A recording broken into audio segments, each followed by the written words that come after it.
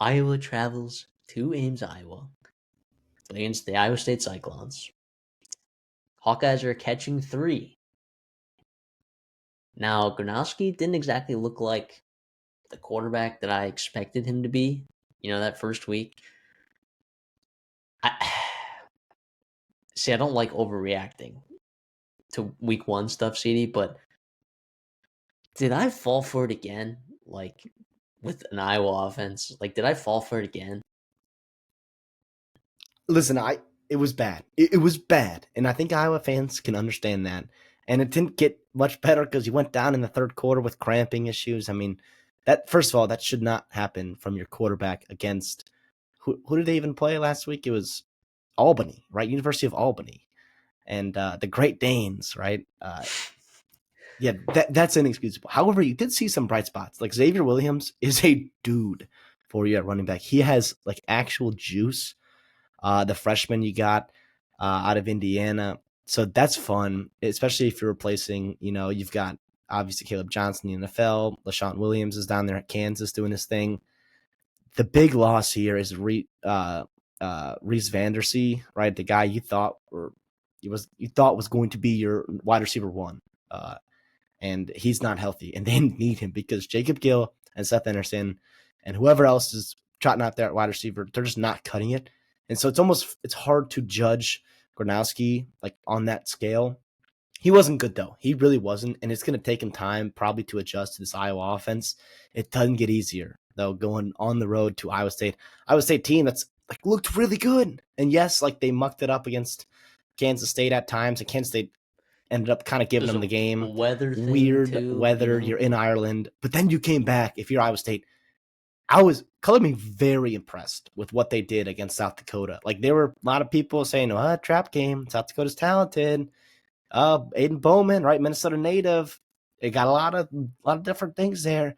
And Rocco Beck, what is he? 19 of 20, 278 yards, 3 touchdowns, 0 interceptions. Yeah, man. Holy cow, was I impressed. And they got it done there at home, and they'll do it again this week, I think. But do I hate to pick against Iowa in this game? It's going to be weird, though. You also, last thing I'll say here before I turn it back to you, is in the Cyhawk game, like history shows you just have to throw everything away. Like whatever happens in week 1 or week 0 in this case, you have to just kind of, it doesn't matter.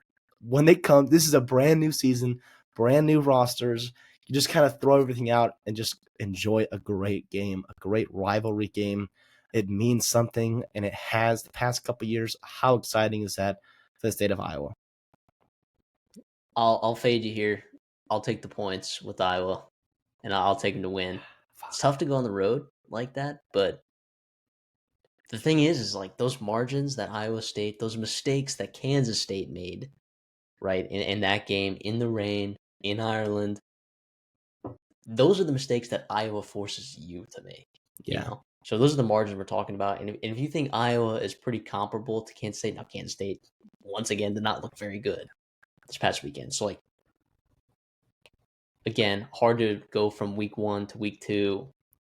Well, in this case, week 0, week 1. Like, judge, like you said, like, make these immediate overreactions. So I'm not going to overreact.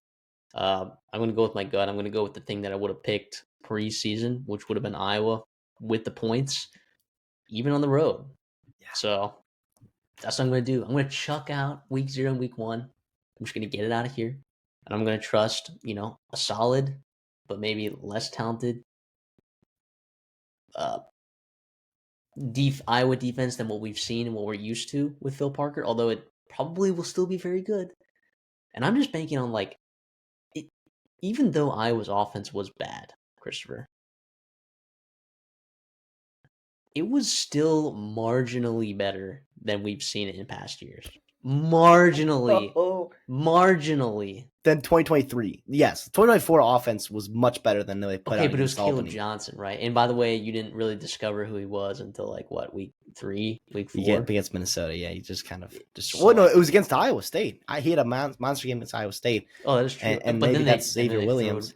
And then they threw it away, remember? Iowa just blew it in the end. Well, and that's the thing with this game is wild. And listen, maybe I should learn. I love what you're doing. It's like picture what you had preseason and just go with your gut on that because it For doesn't this matter specific game. for this For the other specific games, game. I'm making like legitimate judgment calls. Yeah, Whoa. you Illinois Duke learn game, I'm like trap game. All right, so I'm just throwing out all my knowledge. Give me the points with Duke there in the trap game.